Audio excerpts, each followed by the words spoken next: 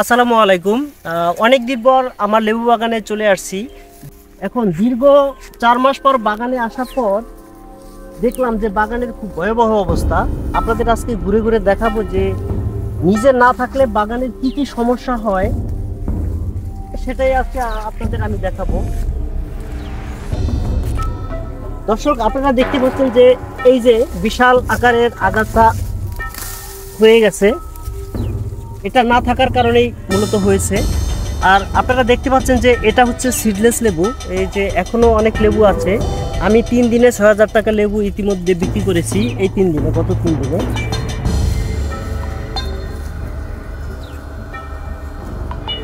দর্শক, আমি খুবই হতাশ যে একটা জিনিস করার পরে যদি কাছে না থাকা হয়, সেটা তো আপনারা দেখতেই পাচ্ছেন যে কি অবস্থা। এটা হচ্ছে খড়, শোন, তাই না? এটা হচ্ছে ছন, আমাদের গ্রামের ভাষায় এটাকে বন বলা হয়। তো এখন আমার পরিকল্পনা হচ্ছে যে আমি পোড়া ওষুধ মেরে এগুলোকে সব ধ্বংস করার চেষ্টা করব। চলুন আমরা একটু সামনে গিয়ে আপনাদের দেখাই।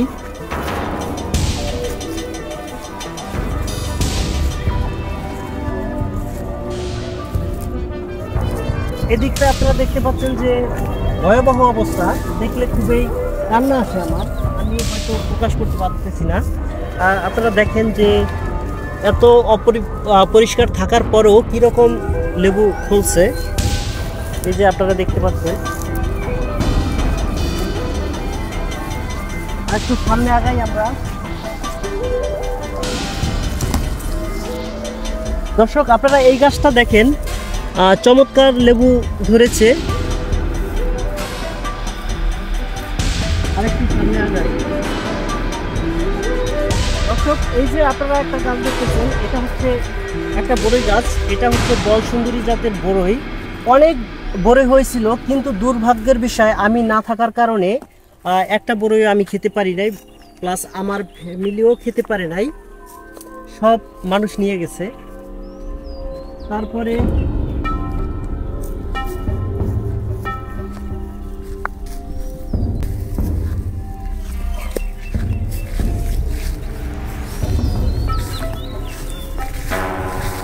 এই যে একটা গাছ দেখেন, এই গাছটা হচ্ছে আমি গোড়া থেকে সবগুলো ডাল কেটে দিয়েছিলাম, সেক্ষেত্রে নতুন শাখা বের হয়েছে এবং লেবু ধরছে খুবই সুন্দর।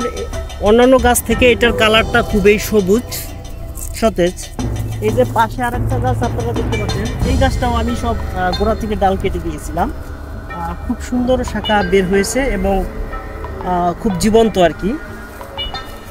এই গাছটা এবং পাশের গাছটা যদি আপনারা দেখেন তো বুঝতে পারছেন ওইটা কত সবুজ আর এটার কি অবস্থা। এটা হচ্ছে হলুদ, ঠিক আছে?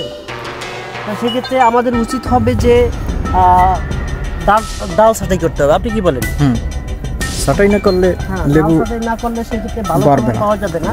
এই যে এই গাছটাও আমি ডাল ছাঁটাই করে দিয়েছিলাম, মোটামুটি খুব ভালোই লেবু ধরছে। দেখেন এই থোকায় অন্ততপক্ষে 6টা লেবু আছে।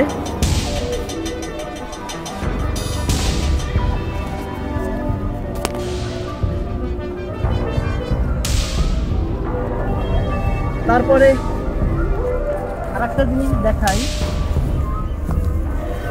এই যে আপনারা এখানে দেখতে পাচ্ছেন যে ড্রেনের মতো এখানে আমি আখ লাগিয়েছিলাম, ঠিক আছে? এখান থেকে আমি অনেক আখ খেয়েছি।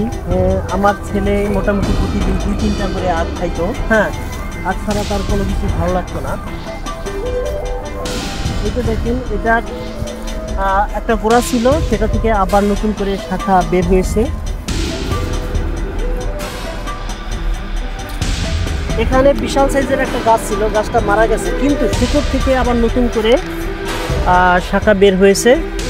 এটা হয়তো হ্যাঁ, এই যে দেখেন গত 4 মাসে এই অবস্থা। এখানে কোনো গাছ ছিল না, কিন্তু এখন এটা কি বলে, কাশবন। হ্যাঁ, আমাদের আঞ্চলিক ভাষায় যেটাকে বলা হয় লডা বল, ঠিক আছে? লডা হয়ে গেছে। আর ওই যে একটা দেখতেছেন, একটা পেঁপে গাছ, ঠিক আছে? হয়তো পেঁপেটা পেকেছে কিনা আমরা এখন আপনাদের দেখাবো। কাটা আছে সামনে।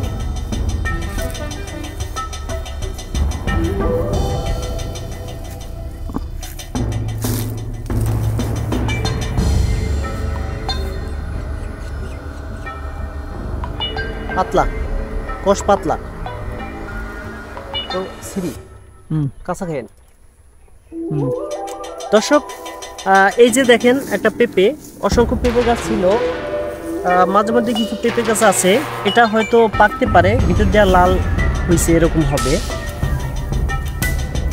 এটা কি জাতের পেঁপে? এটা হচ্ছে টপ লেডি জাতের পেঁপে, যদিও এটা আরো বড় হবে। মিষ্টি।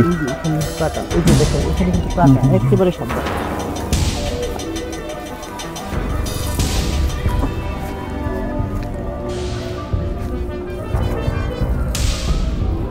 আপনাদের আরেকটা জিনিস জানাই, এখানে টোটাল 1.5 বিঘা জমির মধ্যে আমার 200-র মতো লেবু গাছ আছে। মূলত আমি না থাকার কারণেই বাগানের এই অবস্থা।